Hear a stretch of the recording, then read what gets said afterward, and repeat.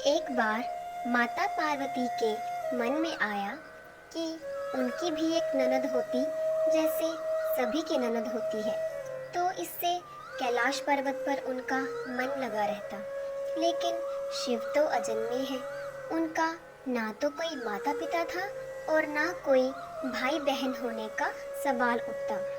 ये बात माता पार्वती अपने मन में रख के बैठ गई। लेकिन भगवान शिव तो अंतर्यामी थे। शिव ने माता पार्वती के मन की बात जान ली और अनजान बनकर बार बार पूछते रहे कि आखिर तुम्हारे मन में चल क्या रहा है। यदि कोई समस्या है तो बताओ। बार बार शिव के पूछे जाने पर माता पार्वती ने कह दिया कि काश जैसे सबकी ननद होती है वैसे मेरी भी होती, तो उनके साथ हंसी मजाक करती तो मेरा भी मन लगा रहता। भगवान शिव ने कहा कि ननद तो तुम्हारी आ जाएगी, लेकिन तुम ननद के साथ रिश्ता निभा पाओगी? कहीं दोनों के बीच नहीं बनी तो क्या होगा?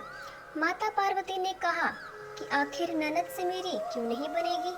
मैं ननद भाभी के रिश्ते को अच्छे से निभा लूंगी। फिर क्या था, भगवान शिव ने एक देवी को उत्पन्न कर दिया।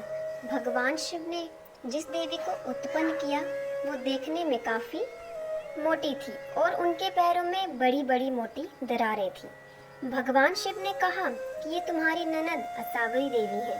पार्वती जी अपनी ननद को देखकर बहुत खुश हुई और झटपट से अपनी ननद असावरी देवी की सेवा करने लग गई। असावरी देवी पहले स्नान करके आई और फिर भोजन मांगने लगी।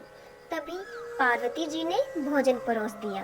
देखते देखते असावरी देवी भंडार में जो भी था वो सब कुछ खा गई। माता पार्वती और शिव जी के लिए कुछ नहीं था।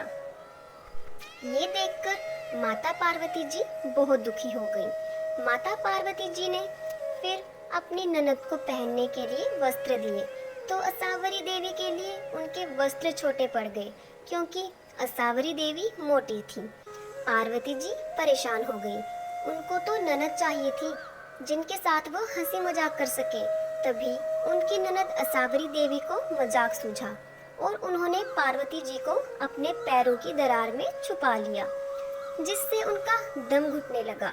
भगवान शिव ने माता पार्वती के बारे में असावरी देवी से पूछ लिया कि आखिर पार्वती कहाँ है, तो देवी ने झूठ बोल दिया कि वो नहीं जानती कि आखिर पार्वती जी कहाँ हैं। पार्वती जी चाहती तो आ जाती, लेकिन ननद की ठिठोली समझकर उन दरारों में ही बैठी रही। जब असावरी देवी की बात सुनी तो भगवान शिव को क्रोध आ गया और कहा कि ये तुम्हारी बदमाशी तो नहीं। तब असावरी देवी हंसने लगी और जमीन पर पांव पटक दिया, जिसकी वजह से पांव की दरारों में से पार्वती देवी बाहर निकल गईं। पार्वती जी अपनी ननद की हरकतों से परेशान हो गई और भगवान शिव से कहा कि आप जल्दी से ननद को ससुराल भेज दीजिए। मुझसे बहुत बड़ी गलती हो गई है, ननद की चाह रखकर। भगवान शिव ने असावरी देवी को कैलाश से विदा कर दिया। भगवान शिव ने कहा कि पार्वती जी ये तो मेरी माया थी, आप में संतुष्टि का भाव खत्म हो रहा था, जिसकी वजह से मैंने ये माया रची। तभी से संसार में ननद भाभी के रिश्ते में नोकझोंक शुरू हो गई।